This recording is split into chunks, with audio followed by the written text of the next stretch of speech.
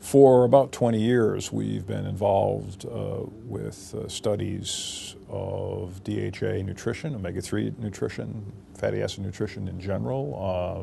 Omega-3s are important for perinatal development of the fetus and the newborn baby, and we've been involved with physiological and mechanistic studies of DHA for most of this period. The celebration of DHA is a celebration of 40 years of work in this area that is established very early on that DHA was an important component of the brain and the retina. That early work long predates me, but many people have contributed over the years, and we're here to celebrate their contributions and to say a few things about our own. And while it's a celebration of DHA, it also is a warning, I gather, that people aren't consuming enough DHA. Yes, that's right. It's a celebration of knowledge, but also a caution that our intake of omega-3 fatty acids has dropped over the decades. While the development of food systems to deliver protein and calories has gone great guns over the past few decades,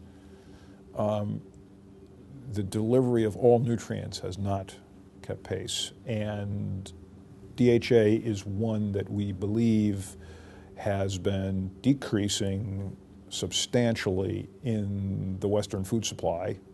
I'm particularly interested in the American food supply, though this applies across all nations. And we think that there is a relationship between that change in nutrient supply to the population and the kinds of chronic diseases and conditions that we see in populations. For instance, we've seen a dramatic increase in, as a colleague of mine likes to call it, the burden of ill health, mental health in Britain and in Europe in general. The brain is very rich in DHA. DHA accumulates in the brain starting at about 6 months of gestation. It rises dramatically in the last third of gestation. It continues to rise to 18 years of age and then plateaus. That is a remarkable kind of increase that is not well appreciated. Now, we do know that humans can synthesize DHA from precursors, plant-based omega-3s, but we've really come to understand in the 90s and since the 90s that the human capacity to synthesize DHA is very limited against the backdrop of the other fatty acids that we find in the modern food supply. The immediate solution to that problem is to increase DHA in diets in order to support that increase that's required in brain DHA. Just briefly, should we also be decreasing the intake of some other oils?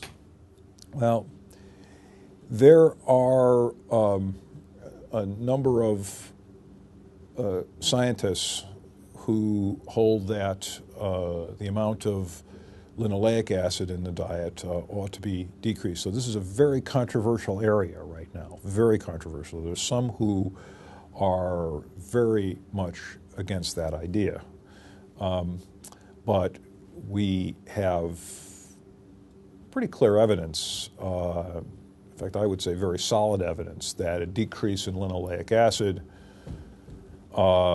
causes DHA to increase as a biomarker in the blood, let's say. And so status improves with the omega-3s when omega-6 goes down, omega-6 being linoleic acid.